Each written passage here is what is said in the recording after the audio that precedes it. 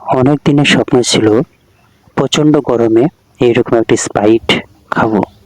তো তাই নিয়ে এলাম স্প্রাইট। প্রচণ্ড রোদ গরমের দিনে আমরা খাচ্ছি স্প্রাইট। এ হলো আমার বউ আর এই হলো আমি। আমরা দুজন মিলে এই মাটির ঘরে স্প্রাইট খাচ্ছি। স্প্রাইট খাওয়ার কারণ হচ্ছে প্রচণ্ড গরমে স্প্রাইট খেলে শরীর ঠান্ডা থাকে, এই কারণেই আমরা স্প্রাইট খাচ্ছি। কিন্তু স্প্রাইট বেশি খেলে কি হয়, একটা হেঁচকি ওঠে। তো প্রচণ্ড রৌদ্র এবং প্রচণ্ড গরমের দিনে আমি খাচ্ছি স্প্রাইট। আপনারাও খেয়ে দেখবেন, স্প্রাইট অনেকটাই শরীর ঠান্ডা থাকবে।